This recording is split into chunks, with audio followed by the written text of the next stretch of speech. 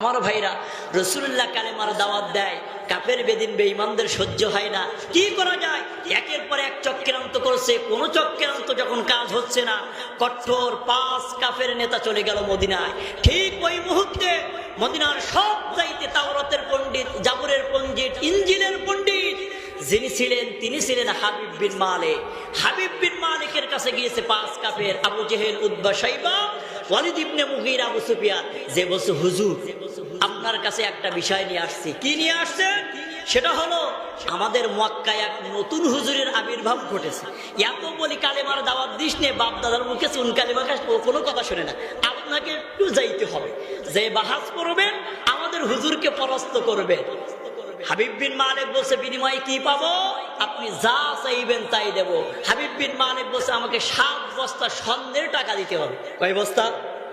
7 বস্তা। একটু আওয়াজ দেন, কয় বস্তা?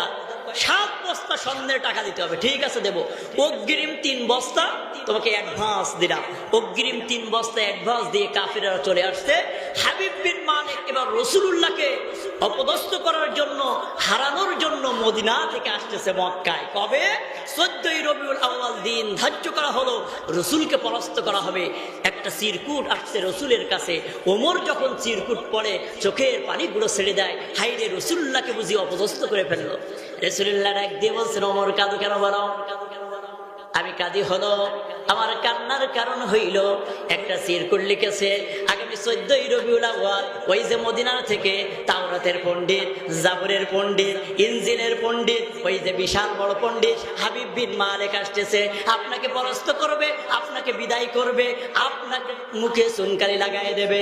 আল্লাহ রাসূল বলছে, ওমর ওয়ালা তাখাফু ওয়ালা তাহজানু, ওমর পেরেশানিত হয় না, ওমর দুঃখ পেও না, তোমার আমার জন্য একজন আছেন, তিনি কে? ওমর বলছে, রাসূলুল্লাহ তাহলে চলুন 14ই রবিউল আউয়াল আমরা ওই জায়গায় আল্লাহর কারিশমা, আল্লাহর কুদরত, আল্লাহর শ্রেষ্ঠত্ব আমরা ওই জায়গাতে আল্লাহ আমাদের দ্বারা প্রমাণ করে দিবে। হাবিব বিন মালিক চলে আসতে, সংক্ষেপে বলছি, বিশাল বড় স্টেজ করা হয়েছে, বিশাল বড় প্যান্ডেল ঘেরা হয়েছে।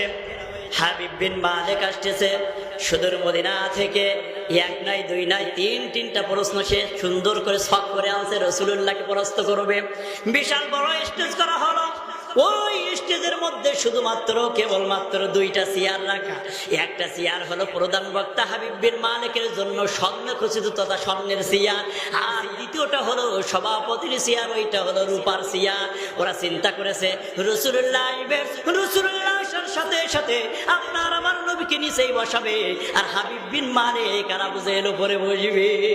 কিন্তু আমার আল্লাহ চাইছে ওরা বসবে নিচে, আমার রাসূল বসবে চেয়ারে। এই কৌশল কার? আল্লাহ। ওয়ামা কারু ওয়ামা কারাল্লাহ ওয়াল্লাহু খায়রুল মাকিরিন। ওরা কৌশল করেছিল রাসূলুল্লাহকে অপদস্থ করবে, কিন্তু আপনার আমার নবী যখন স্টেজের দিকে আসে, পূর্ণিমার চাঁদ আকাশে উঁকি দিয়েছে, সব দিকে আলোকিত আলোকিত, কিন্তু রাসূলুল্লাহ যখন আস্তে আস্তে করে হাঁটি হাঁটি পা পা করে ওই স্টেজের দিকে আসছে, হাবিব বিন মালিক আস্তে করে দাঁড়ায় গিয়েছে। হাবিব বিন মালিক দেখতে পেল, এই যে সেই লোক, তাওরাতে যার নাম, জাবুরের মধ্যে যার নাম, ইনজিলের মধ্যে যার নাম, এই লোক তো আর সেই লোক নয়, এই লোক হলো সেই লোক যার কথা আমি পড়েছি।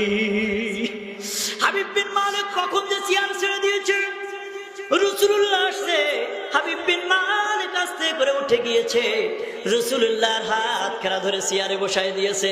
এবার বলুন, প্রধান বক্তা যদি দাঁড়ায় থাকে, সভাপতি কি বসে থাকবে? আবু জেহেল সভাপতি চেয়ার ছেড়ে দিয়েছে।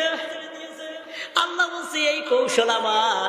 রাসূলুল্লাহ প্রধান অতিথির চেয়ারে, প্রধান বক্তার চেয়ারে, আর হাবিব বিন মালিক সভাপতির চেয়ারে। বলুন তো এবার আবু জেহেল কোথায় বসবে? নিচেই। আবু জেহেল চেয়েছিল রাসূলুল্লাহ নিচেই বসবে, আর আমার আল্লাহ চেয়েছে আবু জেহেল তুই নিচেই বসবি। কাফের বেদিন বেঈমানরা চেয়েছিল কোরআনের আওয়াজ নিস্তব্ধ করে দিবে, নবীকে শেষ করে দিবে, ফেরাউন চেয়েছিল মূসাকে ধ্বংস করে দিবে, কিন্তু আল্লাহ চেয়েছে তুই নিজেই ধ্বংস হয়ে যাবি। ফেরাউন মূসার সাথে বেয়াদবি করেছে, তাই তো নীল দরিয়ায় ডুবে সে মরেছে। কথা কম, ওরে মরার সময় বারংবার বাঁচাও বাঁচাও বলেছে। জিবরাইল আমিন তাহার মুখে কাদা ভরে দিয়েছে।